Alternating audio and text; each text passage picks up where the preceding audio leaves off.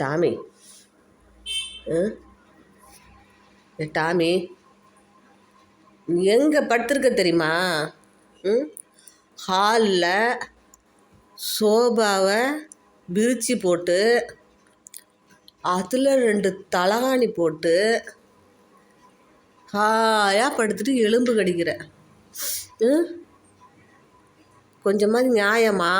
வந்து கெஸ்ட்டு வந்தால் உட்கார்ற சோபா நாங்கள் உட்காரணும்.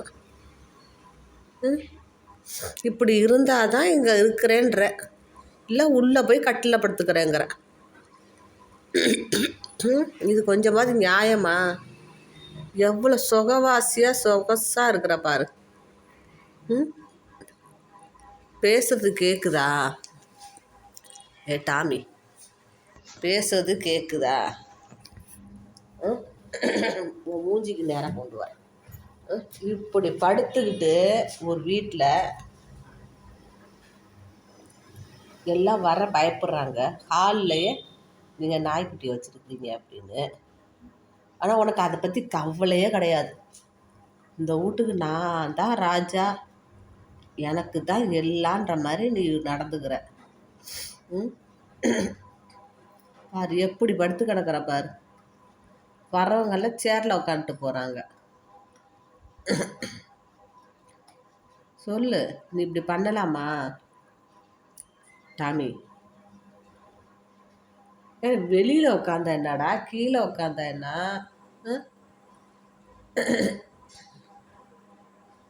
ஹாலில் விரிச்சு என்ன சொல்கிறது?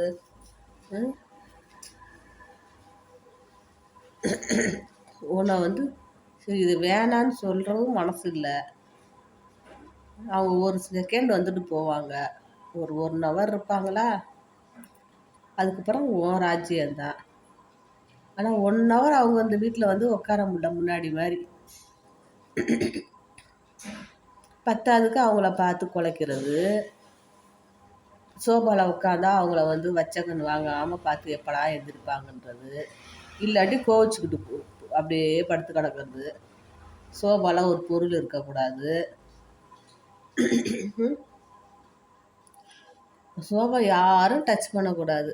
இப்படி ஒரு சொகவாசியை உலகத்தில் நான் பார்த்ததே இல்லை.